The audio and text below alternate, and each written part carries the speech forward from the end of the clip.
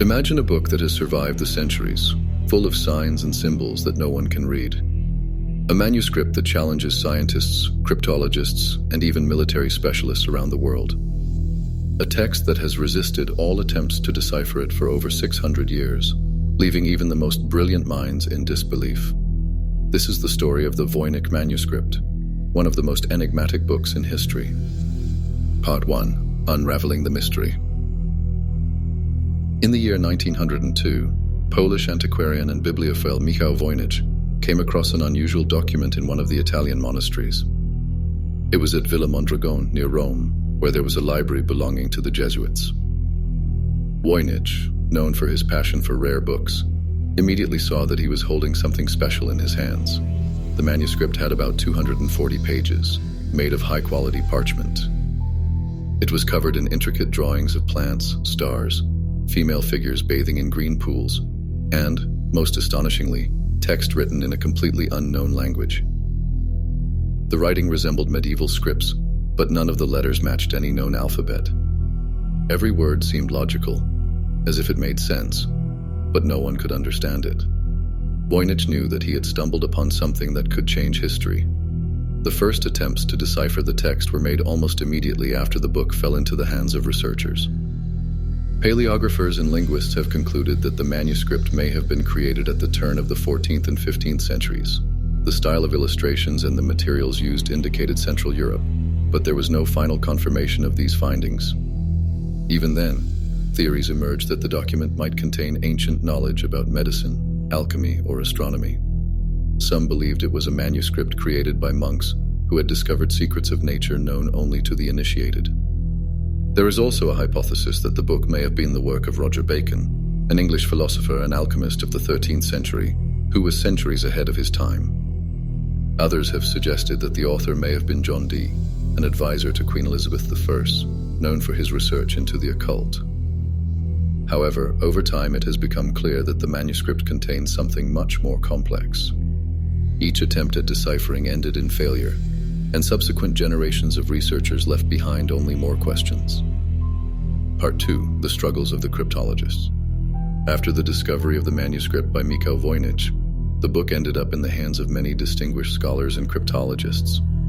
One of the first to attempt to decipher the text was William Newbold, a professor at the University of Pennsylvania. Already in the 1920s, he claimed to have deciphered a hidden optical code written in microscopic characters inside letters. According to Newbold, the text contained advanced medical knowledge that was unknown in the Middle Ages.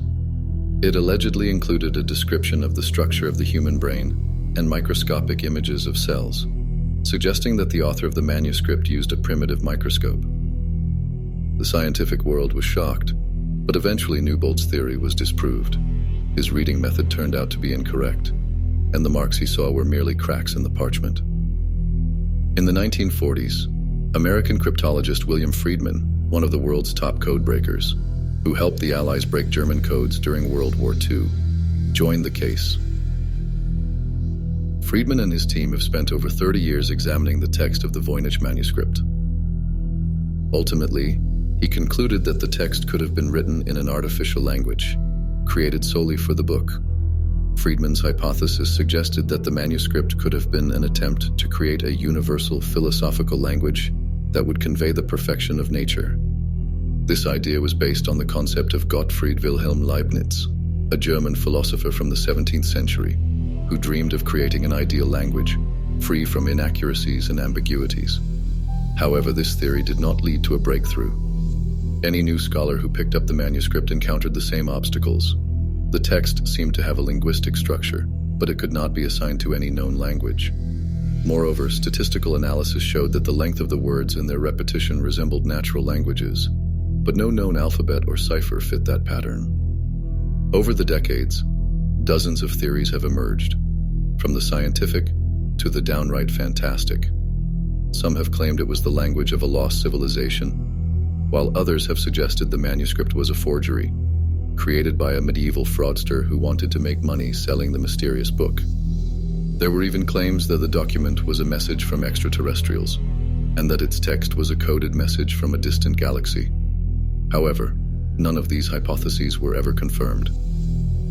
Part 3, Modern Technology versus Ancient Mystery. With the advent of the computer age and increasingly advanced text analysis algorithms, scientists began to believe that solving the mystery of the Voynich Manuscript was closer than ever. One of the key moments came in 2009, when a group of researchers from the University of Arizona carbon dated the parchment on which the book was written. They found that it was made between 1404 and 1438. This finally confirmed that the manuscript was not a modern forgery, but an actual medieval document. However, this discovery, while groundbreaking, did not bring the researchers any closer to deciphering the text. Next, a group of linguists and computer scientists from the University of Alberta in Canada began their work. In 2016, they announced that using artificial intelligence algorithms, they had found patterns that suggested the manuscript might have been written in a Semitic language. According to their analysis, the words could be encrypted anagrams, meaning that the letters in each word had been rearranged. However, attempts to decipher specific sections of the text have been unsuccessful. The next attempt was made in 2019, when Gerard Cheshire, a researcher at the University of Bristol, announced that the manuscript was written in a forgotten Romance dialect, once spoken on the Iberian Peninsula. He claimed that the text mainly concerned the topics of women's health, herbal medicine, and astrology. However, the scientific community received his thesis with great reservation, accusing him of lacking solid evidence and relying on subjective interpretations. Furthermore, the manuscript underwent statistical analyses using supercomputers that compared the structure of the text with thousands of known languages. The results were unambiguous. The text had the characteristics of natural speech, but did not correspond to any known communication system. Some researchers began to suggest that the book could be the work of someone who created his own private language.